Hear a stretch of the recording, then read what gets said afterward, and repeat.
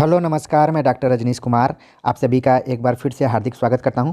आज के video lecture में हम चर्चा करेंगे यूपी जीआईसी मेंस हिंदी की लिखित परीक्षा के ऊपर, जिसमें कि अति लघुत्तरीय, लघुत्तरीय और दीर्घोत्तरीय टाइप के प्रश्न पूछे जाएंगे। इससे पहले मैंने इस परीक्षा को ध्यान में रखते हुए आदिकाल, भक्तिकाल, रीतिकाल और आधुनिक काल पर चर्चा कर लिया है, और जो भी इस परीक्षा में शामिल होने जा रहे हैं वे ज़रूर उन वीडियोज़ को प्लेलिस्ट में जाकर देख लें। और बाकी जो लोग इस चैनल से जुड़े हुए हैं और तमाम प्रतियोगी परीक्षाओं की तैयारी कर रहे हैं, उनके लिए भी ये वीडियोज़ लेक्चर काफ़ी महत्वपूर्ण साबित होने वाले हैं, क्योंकि कई बार आप ऑब्जेक्टिव्स किताबों को पढ़ते पढ़ते याद करते करते थक जाते हैं, लेकिन जब हम कोई थियोरेटिकल टाइप का नोट्स पढ़ते हैं तो हमारे दिमाग में वो बात ज़्यादा दिन तक रहती है और एक समझ भी बनती है। तो इसी चीज़ को ध्यान में रखते हुए दोनों तरीके के मैटर आपको प्रोवाइड करवाए जा रहे हैं। इसी क्रम में आज हम चर्चा करेंगे काव्य शास्त्र से संबंधित प्रश्नों के ऊपर। आमतौर पर काव्य शास्त्र में बहुत ज़्यादा मौलिक उत्तर देने की का प्रयास नहीं होता है। जो ट्रेडिशनली ढंग से, पारंपरिक ढंग से उत्तर बना होता है, उसी के आधार पर हम लिखने की कोशिश करते हैं।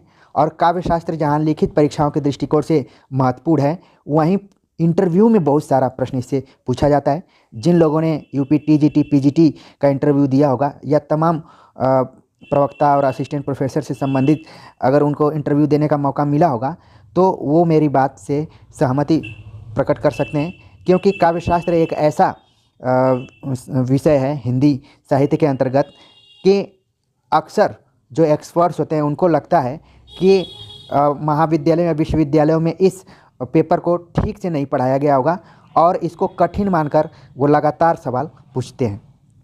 तो क्यों ना हम ऐसे कठिन पेपर को एक सरल दृष्टिकोण से पढ़ें और अपने दिमाग में तमाम उन प्रश्नों को भी रखें जो कि प्रतियोगी परीक्षाओं के दृष्टिकोण से बहुत ही इम्पॉर्टेंट है। तो चलिए हम सीधे चलते हैं, बात करते हैं कि काव्य हेतु से आप क्या समझते हैं, स्पष्ट कीजिए।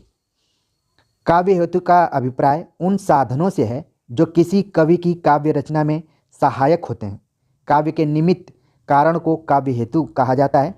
काव्य के 3 हेतु माने गए हैं: प्रतिभा, अभ्यास, व्युत्पत्ति। अधिकतर आचार्यों ने प्रतिभा को मुख्य काव्य हेतु माना है।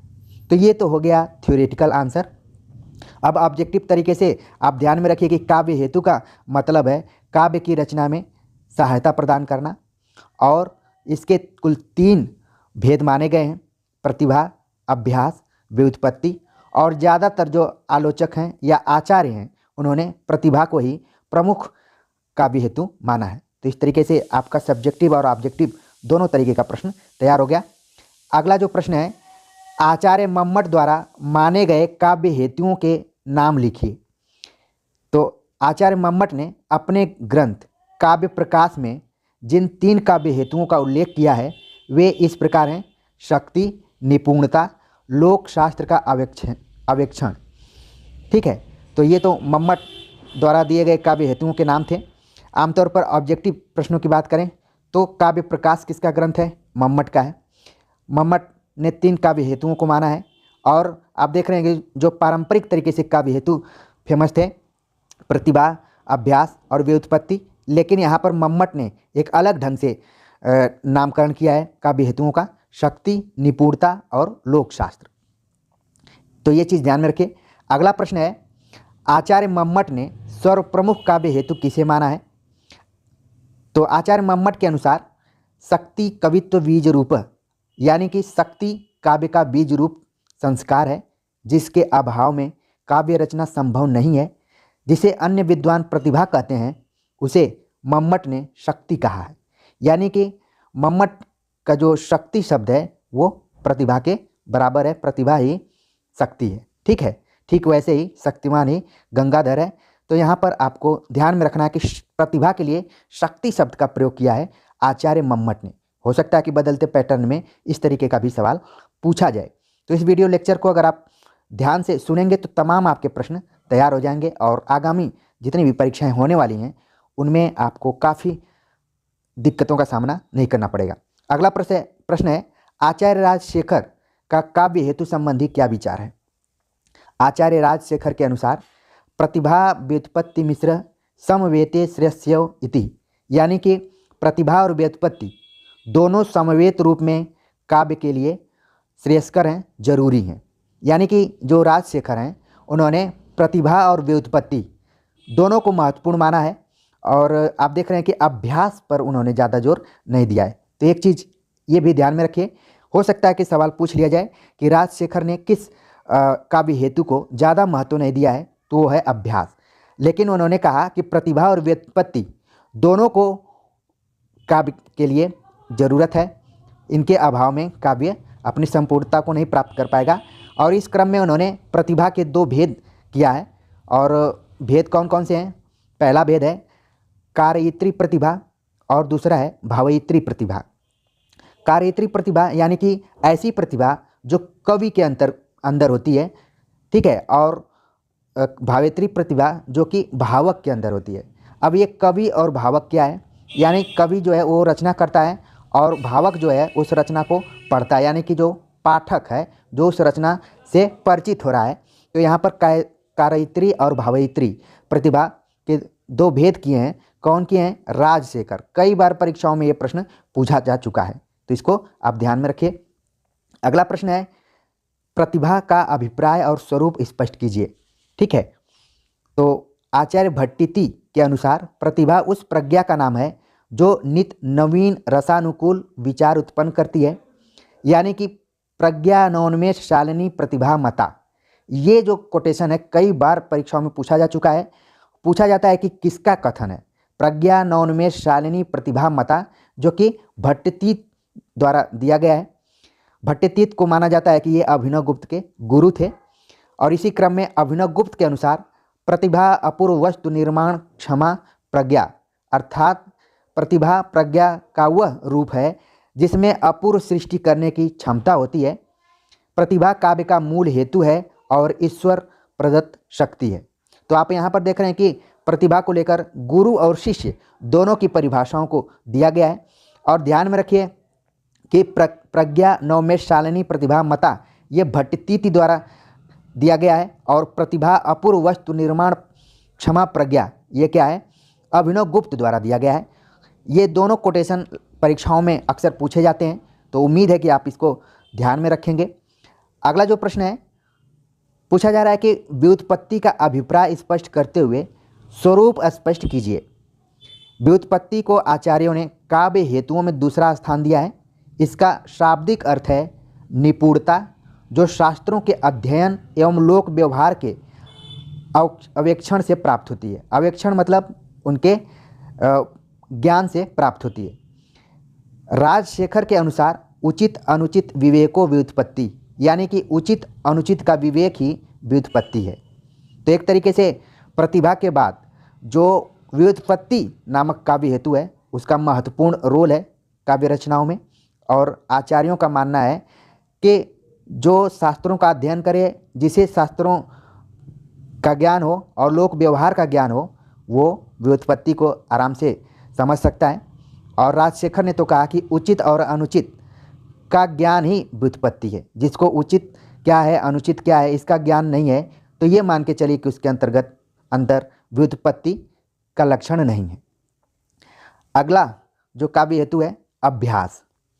प्रश्न बन रहा है कि अभ्यास का स्वरूप स्पष्ट कीजिए। काव्य निर्माण का तीसरा हेतु अभ्यास है। आचार्य वामन के अनुसार अभ्यास ही कर्मसु कौशलम, यानी अभ्यास से ही कवि कर्म में कुशलता प्राप्त होती है। आचार्य दंडी तो अभ्यास को ही काव्य का प्रमुख हेतु मानते हैं। कोरा अभ्यास भले ही किसी को कवि न बना सके, किंतु अभ्यास के महत्व को नकारा नहीं जा सकता। ठीक है, और किसी कवि ने कहा भी है कि करत करत अभ्यास ते जड़मति होत सुजान, रसरी आवत जाते सिल पर परत निशान। ठीक है, तो एक तरीके से अभ्यास का भी काफ़ी महत्व है, लेकिन आचार्यों के बीच प्रतिभा को मुख्य काव्य हेतु माना गया है, व्युत्पत्ति को उसके बाद रखा गया है और अभ्यास को एकदम निचले पायदान पर रखा गया है। फिर भी जब आप आंसर लिखिए तो आपका संतुलित जवाब होना चाहिए। आप किसी के पक्ष में ज़्यादा नहीं लिख सकते, इसलिए अंत में लिखना पड़ा कि अभ्यास का बहुत बड़ा रोल भले न हो, लेकिन इसके महत्व को कम नहीं आंका जा सकता है। अगला जो प्रश्न है, काव्य प्रयोजन का अभिप्राय स्पष्ट करते हुए काव्य प्रेरणा से उसका अंतर स्पष्ट कीजिए। आमतौर पर इस तरीके के प्रश्न आपको इंटरव्यू इत्यादि में भी पूछे जाते हैं कि काव्य प्रयोजन और काव्य प्रेरणा दोनों एक ही है या फिर अलग अलग है, स्पष्ट कीजिए इसको। तो देखते हैं, काव्य प्रयोजन का तात्पर्य है काव्य रचना का उद्देश्य। प्रयोजन मतलब होता है उद्देश्य, यानी कि काव्य रचना का उद्देश्य क्या है, कवि किस उद्देश्य से रचना करना चाहता है, कवि किस उद्देश्य से काव्य रचना करता है और पाठक किस उद्देश्य से काव्य पढ़ता है, इसका विवेचन काव्य प्रयोजन की विषय वस्तु है। काव्य रचना के लिए प्रेरित करने वाले तत्व काव्य प्रेरणा है। ठीक है, तो एक तरीके से काव्य प्रयोजन और काव्य प्रेरणा दोनों का अंतर संबंध है। काव्य प्रयोजन का मतलब है कि जो भी कवि है वो किसी भी रचना को किस उद्देश्य से करता है और पाठक उसको किस उद्देश्य से पढ़ता है, ये है काव्य प्रयोजन। और इस काव्य प्रयोजन को प्रेरित करने वाले जो तत्व हैं वो हैं काव्य प्रेरणा, यानी कि एक तरीके से संवेदना जो है या फिर जो लिखने की प्रेरणा है वो काव्य प्रेरणा के अंतर्गत आती है। अगला जो प्रश्न है, आचार्य मम्मट द्वारा माने गए काव्य प्रयोजनों का उल्लेख कीजिए। जब भी हम काव्य प्रयोजन की चर्चा करते हैं तो मम्मट का नाम उसमें जरूर आता है। अगर काव्य प्रयोजन के संदर्भ में मम्मट का आपने जिक्र नहीं किया तो इसका मतलब है कि आपने काव्य प्रयोजन को ठीक से नहीं पढ़ा है। काव्य प्रयोजन की जो सर्वमान्य परिभाषा दिया है वो मम्मट ने दिया है। आचार्य मम्मट ने अपने ग्रंथ काव्य प्रकाश में काव्य के 6 प्रयोजन बताते हुए लिखा है। ये काफ़ी इंपॉर्टेंट है, कई बार परीक्षाओं में पूछ लिया जाता है ऑब्जेक्टिव तौर पर कि मम्मट ने काव्य प्रयोजन के कितने भेद माने हैं या फिर कितने प्रकार माने हैं, तो उनकी संख्या है 6। ठीक है, और उनकी जो परिभाषा है वो तो और इम्पॉर्टेंट है।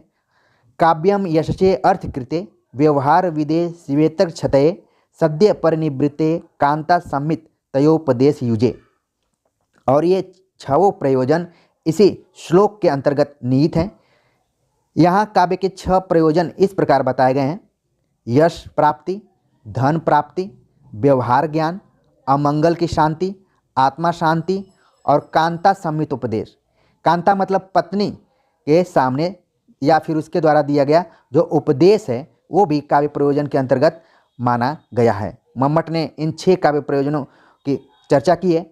कई बार तो परीक्षाओं में ऑब्जेक्टिव जो परीक्षाएं होती हैं उसमें इन काव्य प्रयोजनों को विकल्प के रूप में भी यूज कर लिया जाता है और कई बार पूछ लिया जाता है कि इनमें से कौन सा नहीं है या फिर है। तो ध्यान में रखिए, यश प्राप्ति, धन प्राप्ति, व्यवहार ज्ञान, अमंगल की शांति, आत्म शांति और कांता संमित उपदेश, ये 6 काव्य प्रयोजन मम्मट द्वारा बताया गया है। मम्मट को सर्वग्राही आलोचक भी कहा जाता है।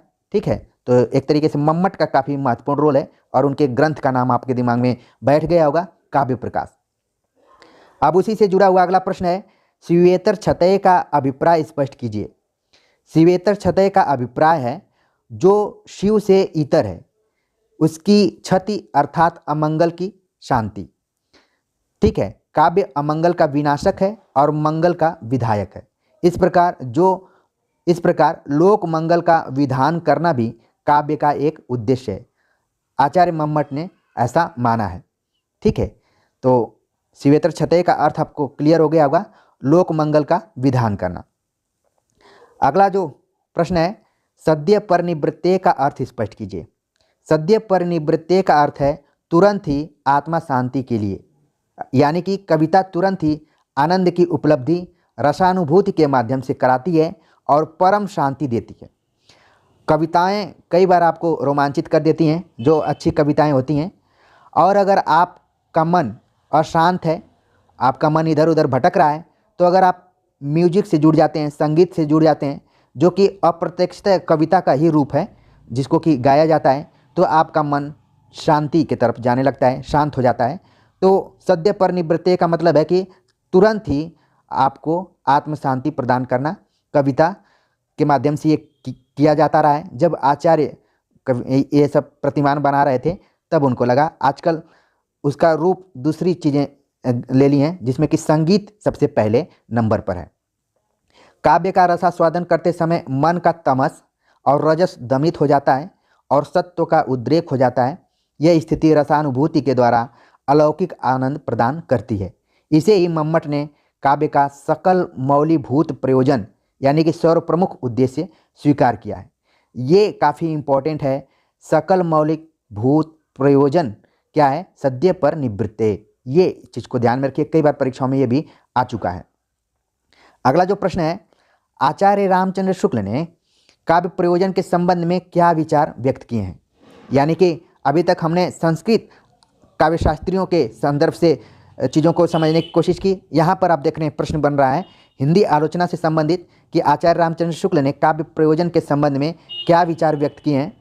आचार्य रामचंद्र शुक्ल ने अपने निबंध कविता क्या है, अभी मैं पिछले लेक्चर में बातचीत कर रहा था कि कविता क्या है, सन 1909 में प्रकाशित हुई थी। बाद में इसको चिंतामणि भाग 1 में संकलित कर लिया गया। उसमें आचार्य रामचंद्र शुक्ल ने विचार प्रकट किया है, कविता का अंतिम लक्ष्य जगत में मार्मिक पक्षों का प्रत्यक्षीकरण करके उसके साथ मनुष्य हृदय का सामंजस्य स्थापन करना। कई बार ये इंटरव्यू इत्यादि में पूछ लिया जाता है कि आचार्य रामचंद्र शुक्ल ने कविता की परिभाषा क्या दी है, तो आमतौर पर आप याद किए रहते हैं, उसको बता देते हैं। बाकी आप कविता क्या है, निबंध समय निकाल कर जरूर पढ़िए, क्योंकि उससे आपकी और बहुत सारी चीज़ें क्लियर हो जाएंगी। और ये यूजीसी नेट के सिलेबस में भी लगा हुआ है, तो इसको इम्पॉर्टेंट मानकर समय निकाल कर जरूर पढ़िएगा। फिलहाल रामचंद्र शुक्ल ने काव्य प्रयोजन के संदर्भ में कविता क्या है के अंतर्गत बताया कि कविता का अंतिम लक्ष्य जगत में मार्मिक पक्षों का प्रत्यक्षीकरण करके उसके साथ मनुष्य हृदय का सामंजस्य स्थापन करना। ठीक है। अगला प्रश्न है, प्रेमचंद ने साहित्य के उद्देश्य पर विचार करते हुए क्या टिप्पणी की है? आमतौर पर प्रेमचंद को हम कथाकार के रूप में जानते हैं, लेकिन सन 1936 ईस्वी में लखनऊ में जब प्रगतिशील लेखक संघ की स्थापना हुई, उसकी अध्यक्षता प्रेमचंद ने किया था और अपने अध्यक्षीय भाषण में उन्होंने साहित्य के उद्देश्य को लेकर काफ़ी ध्यानाकर्षित करने वाली बातें कही थी। प्रेमचंद ने साहित्य के उद्देश्य पर विचार करते हुए कहा है, साहित्य का उद्देश्य हमारा मनोरंजन करना नहीं है, यह काम तो भाटों, मदारियों, विदूषकों और मस्खरों का है। साहित्यकार का पद इनसे बहुत ऊंचा है, वह हमारे विवेक को जागृत करता है, हमारी आत्मा को तेजोदीप्त बनाता है। यानी कि साहित्य के उद्देश्य को लेकर प्रेमचंद का मानना था कि ये मनोरंजन का काम नहीं करता है, मनोरंजन का काम अन्य लोग करते हैं, बल्कि साहित्य हमारे विवेक को जागृत करता है, हमारी आत्मा को तेजोदीप्त बनाता है, हमारे आत्मा में कोई एक हलचल प्रदान करता है। और उन्होंने एक बहुत ही महत्वपूर्ण बात कही थी कि साहित्य राजनीति के आगे जलने वाला मशाल है। इस चीज़ को भी आप जोड़ सकते हैं, तो आपका आंसर और बढ़िया हो जाएगा। अगला जो प्रश्न है, भारतीय काव्यशास्त्र में प्रवर्तित विभिन्न काव्य संप्रदायों एवं उनके प्रवर्तकों के नाम लिखिए। ये ऑब्जेक्टिव परीक्षा के दृष्टिकोण से भी काफ़ी इम्पोर्टेंट क्वेश्चन है। अब देखते हैं, भारतीय काव्यशास्त्र में कुल 6 संप्रदाय प्रवर्तित हुए हैं, जिनके नाम और प्रवर्तक इस प्रकार हैं। ये 6 संप्रदाय ध्यान में रखिए, कई बार ऑब्जेक्टिव प्रश्नों में आ जाते हैं। रस संप्रदाय भरत मुनि, अलंकार संप्रदाय भामह, रीति संप्रदाय वामन, वक्रोक्ति संप्रदाय कुंतक, ध्वनि संप्रदाय आनंदवर्धन, औचित्य संप्रदाय क्षेमेंद्र। तो ये 6 संप्रदाय हैं उनके प्रवर्तक। ठीक है। अगर इनका आप समय सीमा भी लिख देंगे तो और बढ़िया रहेगा, लेकिन समय प्रबंधन को ध्यान में रखते हुए भी आपको आंसर लिखना है, ये भी ध्यान में रखना है। अगला जो प्रश्न है, अलंकार की परिभाषा दीजिए। ये तो इंटरव्यू इत्यादि में भी खूब पूछा जाता है। अलंकार का अर्थ है आभूषण। इसका अगर व्युत्पत्ति परक अर्थ निकालें तो अलम करोति इति अलंकार, यानी काव्य का वह तत्व जो उसे अलंकृत या सुंदर बनाता है, अलंकार कहलाता है। अलंकारवादी आचार्य दंडी अलंकार को काव्य का शोभा कारक तत्व मानते हैं, जबकि रसवादी एवं अन्य आचार्य अलंकार को काव्य की शोभा में वृद्धि वाला तत्व स्वीकारते हैं। और दंडी की एक खास परिभाषा थी, काव्य शोभाकरान धर्मान अलंकारान प्रचक्षते। ठीक है। तो एक तरीके से ये सब अगर कोटेशन डाल देंगे तो और आपका आंसर सही हो जाएगा। अगला प्रश्न है, भामह का अलंकार संबंधी मत संक्षेप में प्रस्तुत कीजिए। जैसा कि आप जानते हैं कि भामह अलंकार संप्रदाय के प्रवर्तक माने जाते हैं, तो जाहिर सी बात है कि उनका जिक्र करना काफ़ी इम्पोर्टेंट है अलंकार के संदर्भ में। बात करते हैं अलंकार संप्रदाय के प्रवर्तक भामा ने अपने काव्य ग्रंथ काव्य अलंकार में, ये काफ़ी इम्पोर्टेंट है, काव्य अलंकार में अलंकार को काव्य का प्राण तत्व मानते हुए कहा है, न कांतामपि निर्भूषम विभाति वनिता मुखम, यानी सुंदर होते हुए भी स्त्री का मुख आभूषणहीन होने पर सुशोभित नहीं होता। भामा वक्रोक्ति को अलंकार के मूल में स्वीकारते हैं। कई जगह लिखा जाता है कि उन्होंने वक्रोक्ति को अलंकारों का प्राण माना है।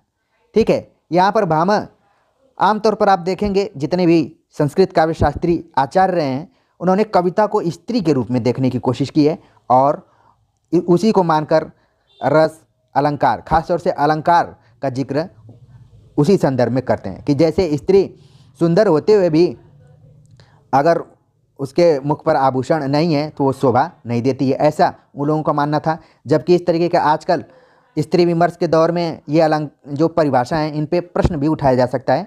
फिलहाल आपको परीक्षा में नंबर लाना है तो जैसा पारंपरिक ढंग से आंसर देना वैसे ही देना पड़ेगा। ठीक है, ध्यान में रखिए, कई बार परीक्षा में पूछा जाता है कि वक्रोक्ति को अलंकारों का मूल किसने माना है, तो इसका जो सही जवाब है वो है भामा। उन्होंने लिखा है कि सहसा सर्वत्र वक्रोक्ति नार्य अर्थो विभाव्यते यत्नवश्याम कविना कार्य को अलंकारो नया बिना। ठीक है, तो वक्रोक्ति को यहाँ पर मेन अलंकार यानी कि मुख्य अलंकार माना जा रहा है। बाद में इस पे एक संप्रदाय ही बन गया जिस पे कि आगे चर्चा करेंगे हम। अगला प्रश्न है कि आचार्य दंडी का अलंकार संबंधी मत संक्षेप में दीजिए। अलंकार को काव्य की आत्मा मानने वाले आचार्य दंडी ने अपने ग्रंथ काव्यादर्श में, ये काफ़ी इंपॉर्टेंट है, काव्यादर्श में उन्होंने लिखा, काव्य शोभा करान धर्मान अलंकारान प्रचक्षते, यानी कि काव्य के शोभा कारक धर्म अलंकार हैं। स्पष्ट है कि आचार्य दंडी अलंकार को काव्य का अनिवार्य तत्व मानते हैं। वे अलंकारों के मूल में अतिशयोक्ति को स्वीकार करते हैं। अब यहाँ पर आप टर्निंग पॉइंट देख रहे हैं कि दंडी ने अतिशयोक्ति को मूल अलंकार माना है जबकि भामा ने वक्रोक्ति को माना है। तो ये जो अंतर है इनको आप ध्यान में रखिए ताकि आगामी परीक्षाओं में जब भी आप शामिल हों तो तुरंत आप सही जवाब दे दें। और इस लेक्चर के माध्यम से आपको ये अंतर क्लियर भी हो गया होगा, वक्रोक्ति भामा और अतिशयोक्ति दंडी, जबकि दोनों के अलंकार संबंधी विचार काफ़ी महत्वपूर्ण हैं अगर भारतीय काव्य शास्त्र के दृष्टिकोण से देखें तो। अगला जो प्रश्न है, कई बार ये इंटरव्यू में पूछा गया है, यहाँ तक कि मैंने भी जब इंटरव्यू कई जगह दिया तो पूछा गया और काफ़ी आक्रामक तरीके से ये एक्सपर्ट्स द्वारा पूछा जाता है कि अलंकार और अलंकार्य के में अंतर बताइए, अलंकार और अलंकार्य में क्या अंतर है। तो आज देख लेते हैं, इसको आप लोग भी क्लियर कर लीजिए। कई बार ये इंटरव्यू में भी पूछा जाता है और वैसे जानकारी भी होनी चाहिए। देखते हैं, अलंकार वह है जो अलंकृत करता है और अलंकार्य वह है जिसे अलंकृत किया जाता है। जैसे जब मुझसे पूछा गया था तो मैंने भारत रत्न का एक उदाहरण दिया कि किसी को भारत रत्न दिया जाता है तो वो अलंकार्य जिसको अलंकृत किया जाता है। जैसे सचिन तेंदुलकर या लता मंगेशकर, अभी उनका निधन हो गया, तो लता मंगेशकर या सचिन तेंदुलकर क्या है, अलंकार्य हैं। और जिस चीज़ से अलंकृत किया जा रहा है यानी कि जो भारत रत्न है वो क्या है, अलंकार है, और जिसको अलंकृत किया जा रहा है वो अलंकार्य है। तो कई बार जब आप इंटरव्यू में जाते हैं और आप अनुमानतः आंसर देने की कोशिश करते हैं तो एक्सपर्ट्स एक कदम और चढ़कर आपसे पूछना शुरू करते हैं कि आप उदाहरण सहित बताइए। तो अपने मन में इस तरीके से उदाहरण भी बना के रखिए, क्योंकि इंटरव्यू में कोई खास उसका पाठ्यक्रम होता नहीं है, जहाँ से मन करता है वहीं से सवाल पूछ दिया जाता है। इस पर मैं जल्दी ही वीडियो लेक्चर लेकर आऊँगा तो और चीज़ें क्लियर हो जाएंगी। फिलहाल यहाँ पर ध्यान रखिए कि अलंकार वह है जो अलंकृत करता है और अलंकार्य वह है जिसे अलंकृत किया जाता है। ध्वनिवादियों ने अलंकार को एक ऐसा उपादान बताया जो काव्यात्मा ध्वनि को अलंकृत करता है। इस प्रकार अभिनवगुप्त आदि ध्वनिवादी आचार्यों ने काव्य की आत्मा को अलंकार बताया है तथा इसका उपकार करने वाले अन्य तत्वों रीति, वक्रोक्ति, अलंकार और रस को भी अलंकार की श्रेणी में रखा है। तो एक तरीके से आपको यहाँ पर बहुत सारी चीज़ें क्लियर हुई होंगी कि अलंकार और अलंकार में क्या अंतर है। अगला जो प्रश्न है, आचार्य जयदेव के अलंकार संबंधी विचार संक्षेप में लिखिए। तो आप जानते हैं कि जयदेव भी अलंकारवादी आचार्य रहे हैं और इनसे भी लगातार प्रतियोगी परीक्षाओं में सवाल आते हैं। तो देखते हैं, आचार्य जयदेव के अलंकार ग्रंथ का नाम है चंद्रालोक। ये काफ़ी इंपॉर्टेंट है। चंद्रालोक है जिसमें 104 अलंकारों का वर्णन है। ये फैक्चुअल जो आंकड़ा यहाँ पर दिया जा रहा है वो काफ़ी इंपॉर्टेंट है कि चंद्रालोक में कुल 104 अलंकारों की चर्चा की गई है। वे अलंकार को काव्य का वैसा ही स्वाभाविक धर्म मानते हैं जैसे उष्णता आग का स्वाभाविक धर्म है। यानी बिना अलंकार का कोई काव्य पूर्ण नहीं माना जा सकता है। ये कहा जा रहा है कि जैसे आग में उष्णता यानी कि जलन होती है, वैसे ही काव्य में अपने आप अलंकार समावेश होता है, उसको अलग ही नहीं किया जा सकता है। और इसलिए इन्होंने एक कोटेशन भी दिया है। कथन इनका इम्पोर्टेंट है और एग्जाम के दृष्टिकोण से तो काफ़ी इंपॉर्टेंट है।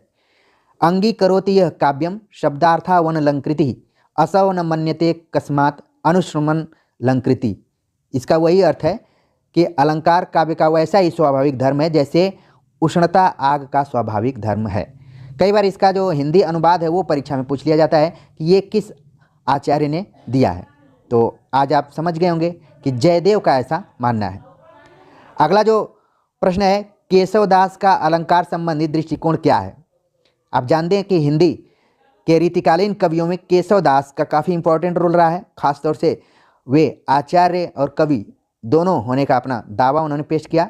हालांकि आचार्य रामचंद्र शुक्ल ने उनको बहुत पसंद नहीं किया है। उनको कहा कि ये कठिन काव्य के प्रेत हैं, इनको कवि हृदय नहीं मिला था और तमाम बातें उन्होंने कही हैं। अब जब मेरा आचार्य रामचंद्र शुक्ल कृत हिंदी साहित्य का इतिहास वाला वीडियो देखेंगे तो और भी बहुत सारी बातें आपको क्लियर हो जाएंगी। फिलहाल इस प्रश्न का यहाँ पर हम उत्तर देखते हैं कि केशवदास का अलंकार संबंधी क्या मत रहा है, क्या विचार रहा है।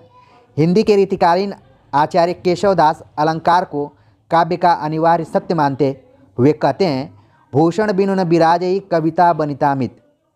ये काफ़ी इम्पोर्टेंट कोटेशन जो कि परीक्षाओं में लगभग परीक्षाओं में आता रहा है और जो जिन्हें भी आगामी परीक्षाएं देनी है, भूषण बिनु न बिराजई, इसलिए मैं जोर दे रहा हूँ कि ऑप्शन में केशवदास और भूषण दोनों को दे देता है। तो आप ध्यान रखिए कि ये केशवदास का कथन है, भूषण का नहीं है। उन्होंने लिखा कि भूषण बिनु न बिराजई कविता बनितामित। एक इसमें अलंकार भी है, विभावना अलंकार। आप जानते हैं कि जहाँ पर बिनु शब्द का यूज होता है वहाँ पर विभावना अलंकार होता है। तो ये भी आपको रिलेट करके देखते जाइए। हो सकता है कि कभी भी परीक्षा में विभावना के बारे में पूछे तो इसको उदाहरण में आप दे सकते हैं। इस कोटेशन का मतलब है कि अलंकारों के बिना कविता और आभूषणों के बिना स्त्री शोभा नहीं पाती, भले वह उत्तम जाति, सुलक्षण, सुंदर वर्ण, सरस और सुंदर वृत्त वाली क्यों न हो। तो जैसा कि मैंने बताया कि आचार्यों ने कविता को स्त्री के रूप में देखा है और बार बार उसकी तुलना उससे की है। आजकल के दौर में इन पे प्रश्न भी उठ सकता है कि कविता को स्त्री के रूप में क्यों देखा जा रहा है, जैसे तमाम प्रश्न उठते रहते हैं। तो फिलहाल प्रश्न को हम प्रश्न की तरह ही देखते हैं और उसका उत्तर भी। लेकिन कई बार मन में सवाल उठने लगते हैं कि कुछ ऐसी पंक्तियाँ हैं, चाहे वो तुलसीदास की हो, चाहे जयशंकर प्रसाद का ही हो, कि नारी तुम केवल श्रद्धा हो। आजकल इस तरीके की पंक्तियाँ बर्दाश्त से बाहर हैं और यहाँ पर भी बार बार जो आचार्य हैं वो स्त्री को ही केंद्र में रखकर बात कर रहे हैं। आज तो मुझे बहुत कम लग रहा है जो पढ़ी लिखी महिलाएं वो आभूषणों के प्रति उतना आकर्षित हो रही होंगी। ठीक है, तो फिलहाल आप ध्यान में रखिए, भूषण बिनु न बिराजे कविता बनितामित केशवदास का है कि अगर कोई कितना भी सुंदर हो आभूषण नहीं ग्रहण कर रहा है तो वो सुंदर नहीं माना जाएगा। अगला जो प्रश्न है, रस सूत्र क्या है, इसके अवयव कौन से हैं, यानी कि इसके कौन कौन से और भाग हैं। ठीक है, आचार्य भरत मुनि ने अपने ग्रंथ नाट्य शास्त्र में रस सूत्र दिया है जो इस प्रकार है, विभावानुभाव व्यभिचारी संयोगास रस निष्पत्ति। यानी विभाव अनुभाव व्यभिचारी भाव के संयोग से रस की निष्पत्ति होती है। अब इंटरव्यू के दृष्टिकोण से देखें तो कई बार एक्सपर्ट्स आपको बोल देते हैं कि जो आचार्य भरत मुनि ने रस सूत्र दिया था उसको आप व्हाइट बोर्ड पर लिखिए चलकर। तो ध्यान में रखिए कि उन्होंने क्या लिखा था, विभावा अनुभाव व्यभिचारी संयोगाद रस निष्पत्ति, यानी कि विभाव अनुभाव और व्यभिचारी भाव के संयोग से रस की निष्पत्ति होती है, रस का जन्म होता है। नाट्यशास्त्र जिसमें कि कुल 36 अध्याय हैं और करीब 5000 के आसपास में श्लोक हैं। तो इन फैक्चुअल चीज़ों को भी ध्यान में रखिए। बाकी इसके 4 अवयव बताए गए हैं, विभाव अनुभाव व्यभिचारी भाव और स्थायी भाव। कई बार परीक्षाओं में पूछ लिया जाता है कि निम्नलिखित में से रस सूत्र के अंतर्गत कौन सा भाव नहीं शामिल है। ठीक है, यानी कि रस सूत्र में कौन सा भाव नहीं शामिल है। तो यहाँ पर आप देखिए कि विभाव, अनुभाव, बेविचारी भाव तो शामिल है, लेकिन ये जो स्थायी भाव है ये नहीं शामिल है। रस के अवयव में 4 तत्व शामिल है, लेकिन जब आप ये रस सूत्र देखेंगे तो वहाँ पर अस्थायी भाव का कहीं जिक्र नहीं हुआ है। तो इसलिए परीक्षा के दृष्टिकोण से काफ़ी महत्वपूर्ण फैक्ट्स है। आगे देखते हैं अगला प्रश्न, अस्थायी भाव किसे कहते हैं, इनकी संख्या बताते हुए नाम उल्लेख कीजिए। अस्थायी भाव, जो भाव हृदय में सदैव स्थायी रूप से विद्यमान रहते हैं तथा अनुकूल कारण पाकर जागृत हो जाते हैं, उन्हें स्थायी भाव कहते हैं। यानी कि जो मनुष्य है उसके हृदय में स्थायी भाव पहले से इंस्टॉल रहते हैं। जैसे आप नई मोबाइल खरीदते हैं तो उसमें कुछ ऐसे फीचर होते हैं जो इंस्टॉल्ड होते हैं, उनको आप अगर डिलीट करना चाह रहे हैं, अनइंस्टॉल करना चाह रहे हैं तो वो नहीं होते हैं। वैसे ही हमारे हृदय में करीब 8 अस्थायी भाव इंस्टॉल्ड हैं। जब भी समय अनुकूल उनको मिलता है वो जागृत हो जाते हैं। ठीक है, तो वही बात यहाँ पर कही जा रही है कि अनुकूल कारण पाकर वे जागृत हो जाते हैं, स्थायी भाव कराते हैं। इनकी संख्या 9 बताई गई है। हालांकि आप भरत मुनि को पढ़े होंगे तो इसकी संख्या उन्होंने 8 बताई है। ये कई बार परीक्षा में पूछा जा चुका है, एग्जाम के पॉइंट ऑफ व्यू से ध्यान में रखिए कि आचार्य भरत मुनि ने अस्थायी भावों की संख्या कुल 8 मानी है। और वैसे अगर देखें तो तमाम आचार्यों ने इस पर विचार किया है तो संख्या 9 हो गई है। कौन कौन से अस्थायी भाव हैं? रति, उत्साह, क्रोध, जुगुप्सा, विस्मय, निर्वेद, हास, भय, शोक, इतने तरीके के स्थायी भाव हैं। आगे बात करते हैं, रसों का नाम उल्लेख करते हुए यह बताइए कि कौन से रस का स्थायी भाव क्या है। तो यहाँ पर रसों की संख्या 9 बताई गई है और प्रत्येक रस का स्थायी भाव होता है जो इस प्रकार है, श्रृंगार का रति, वीर का उत्साह, रौद्र का क्रोध, विभत्स का जुगुप्सा, अद्भुत का विस्मय, शांत का निर्वेद, हास्य का हास, भयानक का भय, करुण का शोक। तो अब परीक्षा के दृष्टिकोण से आपको ये ध्यान में रखना है कि श्रृंगार का रति ये आप तुरंत बता देंगे, वीर का उत्साह ये भी है, रौद्र का क्रोध, जुगुप्सा कई बार कन्फ्यूजन होने लगता है, विभत्स का जुगुप्सा, अद्भुत विस्मय, शांत का कई बार परीक्षाओं में पूछा गया है कि अस्थायी भाव क्या है, निर्वेद, या फिर पूछ दिया था निर्वेद किसका स्थायी भाव है, शांत, और बाकी करुण ये शोक, और बाकी आप हास्य और भयानक, इन दोनों का तो आपको याद हो जाएगा। आगे बात करते हैं, अगला प्रश्न है, विभाव किसे कहते हैं, ये कितने प्रकार के होते हैं। जिन कारणों से सहृदय सामाजिक के हृदय में स्थित अस्थायी भाव जागृत होता है विभाव कहते हैं। विभाव 2 प्रकार के होते हैं, आलंबन विभाव और उद्दीपन विभाव। अगला प्रश्न है, अनुभाव किसे कहते हैं, ये कितने प्रकार के होते हैं। तो यहाँ पर सूत्र दिया गया, अनुभावो भाव बोधक, अर्थात भाव का बोध कराने वाली आश्रय की वे बाह्य चेष्टाएँ अनुभाव कहलाती हैं जिनसे यह पता चलता है कि उसके हृदय में कौन सा भाव जागृत हुआ है। ठीक है, और अनुभाव के कुल 4 प्रकार होते हैं, कायिक, वाचिक, आहार्य और सात्विक। तो ध्यान में रखिए, कायिक, वाचिक, आहारिक और सात्विक। कई बार ये प्रश्न पूछ लिया जाता है कि अनुभाव कौन सा है या फिर कौन सा नहीं है। अगला प्रश्न है, सात्विक अनुभाव किसे कहते हैं, इसकी संख्या बताते हुए नाम उल्लेख कीजिए। तो सत्य के योग से उत्पन्न आश्रय की ये चेष्टाएं जिस पर उसका वश नहीं होता सात्विक अनुभाव कही जाती हैं। इनकी संख्या 8 है और इनके नाम इस प्रकार हैं, स्वेद, कंप, रोमांच, स्तंभ, स्वरभंग, अश्रु, वैमवर्य, प्रलय। आप जब रस से संबंधित एक मेरी वीडियो मैंने बहुत पहले अपलोड किया था, उसको देखेंगे तो और चीज़ें आपको क्लियर हो जाएंगी। मैंने वाइट बोर्ड का सहारा लेते हुए इस पर बताने की कोशिश की है। और इन स्वेद क्या है, पसीना, कंप, जैसे कंप, कोई चीज़ आप देखते हैं या फिर डर जाते हैं तो कांपना शुरू करते हैं। रोमांच, उत्साहित हो जाते हैं। स्तंभ, आप में रोमांचन का ही एक भाव है, वो भी हो जाता है। स्वरभंग, जब आपका गला बैठ जाता हो, या फिर अश्रु, रोना शुरू कर देते हैं। वैमवर्य, जब आपका चेहरा, आपके चेहरे का रंग जब उड़ जाता है तो वो क्या हो गया, वैमवर्य। आपने देखा होगा अपने व्यवहारिक जीवन में भी कि जब किसी का कुछ पकड़ा जाता है, गलती पकड़ी जाती है तो चेहरा का रंग उड़ जाता है, तो ये क्या है, वैमवर्य के अंतर्गत है, वो अनुभाव है एक तरीके से। अगला प्रश्न है, संचारी भाव किसे कहते हैं, इनकी संख्या कितनी है। अस्थायी भाव को पुष्ट करने वाले भाव संचारी भाव कहलाते हैं। ये सभी रसों में संचरण करते हैं, इसलिए इन्हें बेविचारी भाव भी कहा जाता है। इनकी संख्या 33 मानी गई है और एग्जाम के दृष्टिकोण से काफ़ी इंपॉर्टेंट ये फैक्ट कई बार पूछा जा चुका है कि संचारी भावों की संख्या कुल कितनी है।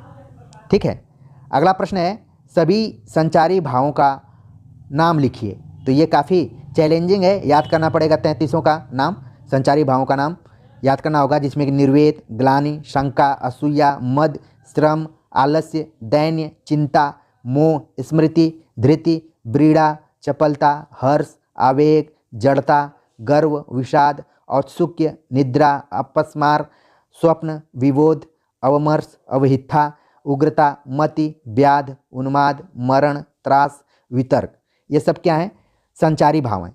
आमतौर पर परीक्षाओं में ज़्यादातर पूछ लिए जाते हैं। अवहिथा कई बार पूछा जा चुका है, अपस्मार कई बार पूछा जा चुका है, तो इनको आप ध्यान में रखिए। बाकी आप पकड़ लेंगे कि संचारी भाव कौन है या फिर कौन नहीं है। अगले प्रश्न पर बात करें तो प्रश्न है रस के स्वरूप पर प्रकाश डालिए। सहृदय सामाजिक के हृदय में वासना रूप में विद्यमान रति आदि स्थायी भाव आलंबन द्वारा जागृत होकर उद्दीपन से उद्दीप्त होते हैं। अनुभवों से वे प्रतीति योग्य बनते हैं और संचारी भाव में पुष्ट होते हैं। इस प्रकार विभाव आदि के संयोग से रति आदि स्थायी भाव ही श्रृंगार आदि रसों के रूप में पंडित हो जाते हैं। आचार्य विश्वनाथ के अनुसार रस आस्वाद रूप है, आस्वाद्य नहीं है। यानी कि साहित्य दर्पण में विश्वनाथ ने रस को आस्वाद माना है, आस्वाद्य नहीं माना है। तो इस तरीके से हमने कुल 29 प्रश्नों पर आज चर्चा की कि किस तरीके से अगर लिखित परीक्षा में आपको अति लघुत्तरीय, लघुत्तरीय और दीर्घोत्तरीय प्रश्न लिखने पड़ेंगे तो कैसे कम समय में आप मेन पॉइंट्स को याद कर सकते हैं या फिर समझ सकते हैं। तो कमेंट्स कर बताइए कि आज का ये वीडियो लेक्चर आप सभी को कैसा लगा। इस वीडियो लेक्चर को आप ऑब्जेक्टिव और सब्जेक्टिव दोनों परीक्षाओं के दृष्टिकोण से देखिएगा और समझिएगा। कमेंट्स कर जरूर बताइए। मिलते हैं एक नए टॉपिक के साथ, तब तक के लिए नमस्कार।